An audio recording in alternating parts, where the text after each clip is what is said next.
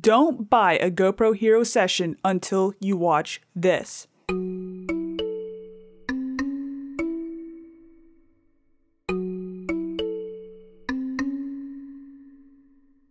Previously, I told you about how I dropped my camera going to the Eclipse in the Great American Eclipse video. If you have not seen that video, I will leave a link to it in the description below. The Eclipse was a once-in-a-lifetime opportunity, and I feel privileged to have been able to witness it. However, I was surprised that a drop from about waist level to the ground killed an action camera. If I had known it was going to be so delicate, I probably wouldn't have bought it, which led me to do this, a full review of the GoPro Hero Session. The Session has a lot of good things going for it. It's lightweight, it's easy to use most of the time, and since it's currently selling at most retailers for about $150, it's a deal. The picture quality isn't garbage either, which makes for an entry-level budget GoPro that a lot of people have been eagerly awaiting. This is my first GoPro, and sadly, it might be my last.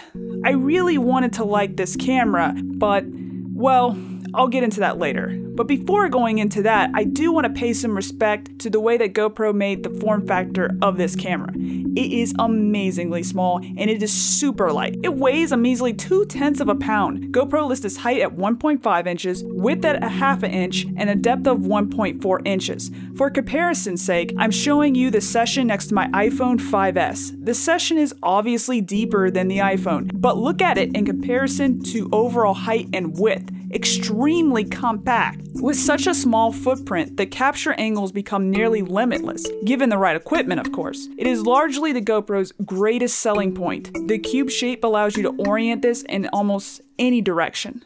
Although you will want to make sure that you position it in a way that allows you to access the power button that also acts as a record button. The software inside the GoPro senses when the Session is upside down and automatically flips the image, recording it right side up. However, when I tilted this camera to the side, it still recorded sideways, so you will have to correct that in a video editing software. The Session comes standard in what is called a waterproof housing. I wish I had some test footage of it underwater, but unfortunately, mine lasted a little over a week before I dropped it, so out of the box, the GoPro comes with a flat mount, a curved mount, a bolt, and a quick release buckle. The quick release buckle is very nice because it comes with the rubber piece that locks it securely in place. Also in the box is the USB 2.0 connector that you can use to charge the camera and an instruction manual. With simplicity in mind, the Session comes with only 2 buttons, a power record button and a Wi-Fi settings button. The power record button is located on the top of the GoPro. You press the button and it immediately starts recording. There's no standby mode with this camera. It is either on and recording or off.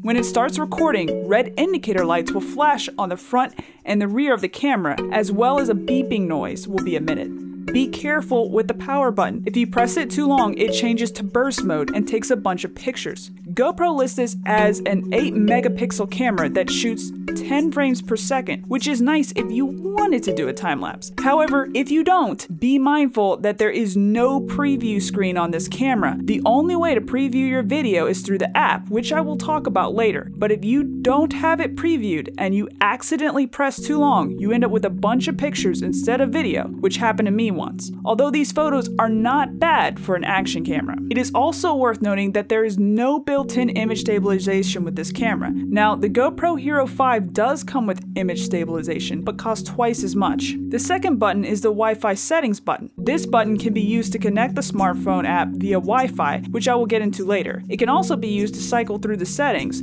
To select the setting you want to change, you press the power button. As you can see, this viewing screen is extremely small, so you will want to do any and all changes through the app. Speaking of the app, GoPro has a free app that you can download for your smartphone. You can connect the Session to your smartphone via Wi-Fi. It allows you to see what you are recording real time with minimal lag. The trouble with the app is, well, for me, it was consistency. I found the connection ability to be so-so. The first 2 days, it connected quickly, but after that, I started to have some issues with it. For starters, it's quite a long process to actually connect to the app. You have to cut on the Session's Wi-Fi with the Session's Wi-Fi button on the GoPro Session. Then you cut on your phone, then you start your GoPro app. Then you select the camera in the app. Then you back out of the app, You go into your settings app and then you connect to the Wi-Fi. Then you exit the settings app, you re-enter the GoPro app, and then you return to connecting to the camera. After all that, sometimes it still doesn't connect. I got this failure to connect screen quite a few times, and it can be very frustrating when you quickly want to frame your shot. Now, I understand the session has to connect to Wi-Fi, but I have a knockoff GoPro that is about half as much that comes with its own smartphone app, and I don't have to leave the app to connect to the Wi-Fi, which makes it much more convenient. I wish GoPro had that as a built-in feature in the app. GoPro states that it has a dual microphone setup to cut down on wind noise. The idea being that if a microphone on one side of the camera is getting too much wind, the microphone on the other side can record clearer audio. While in theory, this sounds like a good idea, if you are moving at speeds generated while riding, say, a motorcycle, it still just records a bunch of wind noise. It should be noted that the GoPro Hero Session has no external mic jack. All external microphone recordings will have to be connected to a separate device and sync later in the editing process. On the side of the session, there's a button that you can push down and it opens up the side door. In here is where you put your micro SD card. Now be careful because you may think to put the micro SD card in straight, but it actually has to go in at an angle. I don't want you to accidentally break your micro SD card if you decide to purchase the camera. So keep that in mind, as the micro SD card does not come standard with the camera. You will have to buy that separately. Above the micro SD card slot is a USB connection port to charge the GoPro. It can also be used to connect to your computer for uploading content from the SD card, although I wouldn't recommend. When I tried to upload information from the session with the SD card inside of it, it took a really long time, so I would take the SD card out and put it in an adapter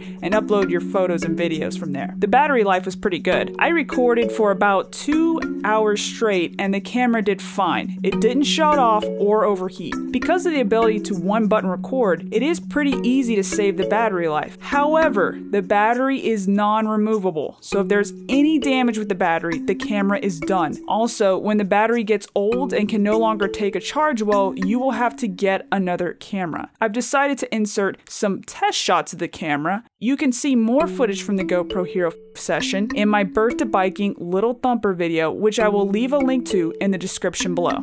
I could overlook the somewhat glitchy Wi-Fi connection and the burst mode video record confusion if it weren't for one thing: if the camera was a little tougher. To me, it broke extremely easily. Granted, it did fall on concrete, but that knockoff GoPro I mentioned earlier, it's been dropped outside of its housing onto concrete so many times that the battery cover is missing, and it still works. I personally believe that action cameras should be able to take a little abuse when it comes to recording, well, action. For its price, if it had lasted a year, I would call this camera a steal. But for a week, I don't think so. However, you might be a gentler soul than I am when it comes to action cameras. And if that is the case, this might be the action camera for you.